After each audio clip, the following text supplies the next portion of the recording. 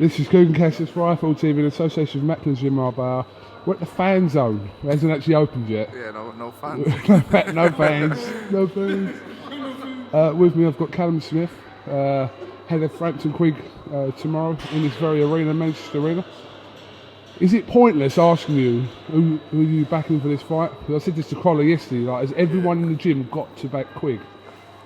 It's what we've got to, but I think we all do anyway, because I think we all see him day in, day out. So I think if you train someone, you kind of know them better than what your average person does. People have only seen QUIGG in those fights, and apart from Salinas one, a lot of his fights have gone before 3 rounds. I don't think anyone's really seen the best of him, whereas I've seen him spar, I've been to LA with him, seen him spar top kids over there, so I kind of know how good he is, but I suppose Frampton's gym mates will probably say the same about him, but that's what makes it a good fight. They are both good fighters, and it's a genuine 50-50. There was talk about this fight for the last sort of 4 years when you know there's sort of British European titles on the line, and there's always the risk of, if you're waiting for both to become world champion, one might lose, one might not become world champion, but in this case they have both got world titles, and the fight is as big as it can ever be. Yeah, it's paid off. I think Frampton was mandatory for QUIGG's British, and they left it, and then I think QUIGG was mandatory for Frampton's European title, and they left it and said leave it for a world title. And as you've seen with a lot of fights, it doesn't always happen like that. One might lose beforehand, but this one has paid off. They are both world champions. I think apart from Ragonda, they're the two best super bantams in the world, and it is a massive fight. You've seen from the reaction, and I'm looking forward to it as a fan and as a friend. I'm a fan of two of them, style boxing wise, but I'm a friend of QUIGG's, and I'm looking forward to it. How do you believe the fight will end? I think it'll end in 6 rounds. I think it'll be exciting while it lasts, and I think it'll be touch and go either way, but I think QUIGG's just too big a man on the night, and I think QUIGG stops him. Stops him in 6 rounds? Yeah, I think either way it's over in 6. I think it'll catch fire early doors, and I think they both did too hard for each other, the two massive punches, and I think when you get 2 big punches like that, it won't last long. Any of you Smith brothers put a bet on this fight? I haven't, yeah. I don't know about the other 3, but I know Paul has. Has Paul done one? Yeah, I'll probably do one tonight on my phone, but no, I haven't done one yet, but I think we're all... Paul's one's quite interesting, actually. I won't say what it is, but Paul's one's quite interesting. Whatever Paul's done, probably back, he always wins. He had me in 1 round with Rocky. I don't think anyone thought that was going to happen, but to say, I'll have a little look at the bet tonight. There's a few good undercard fights as well, so I might do accumulator. I don't bet much, so it wouldn't follow me.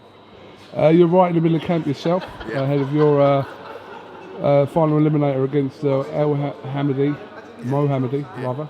How's everything going? Good, yeah, training's going well. Gym's busy, we've all got dates coming up, so we're all in the gym, and that's the way we like it. I've got 5 weeks tomorrow to go, 5 weeks a day till the weigh-in, so I'm bang in the middle of camp really. I'm feeling good, and everything's going well. Looking forward to it. Talk of Badu Jack possibly fighting Julio Cesar Chavez Jr. I don't think it's been announced yet, but... No, I think it's been talked off for a while, hasn't it? Yeah. I think it all just depends on Chavez. I think he's in the gym 1 minute, gone the next, I think. But I think it's a good fight, to be fair. He's a big name, and I think it's a good quality for Jack. And going off recent performances, I think Jack wins. But it is a good fight. Well, obviously, you know, you've got your fight on April the 2nd, and regardless of what happens in that potential fight, you've got your shot right there. You come for April 2nd. Yeah, that's it. All eyes are on April 2nd, but as long as I win that, I'm mandatory challenger for WBC title regardless of who's champion, so it doesn't really affect me who wins it, I don't think, but as a fan I'll pay close interest to it, and as I say, I'm next in line, so as long as I can come through April 2nd, which I'm fully focused on and confident I can.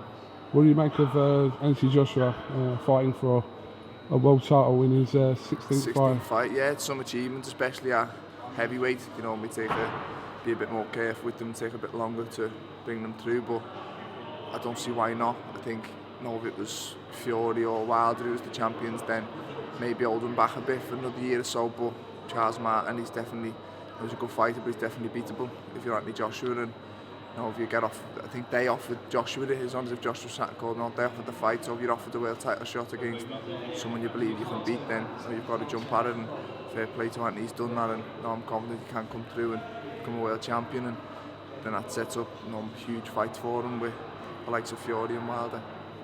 Absolutely. All right, well listen Callum, thank you very much for talking to IFL TV. No problem, mate.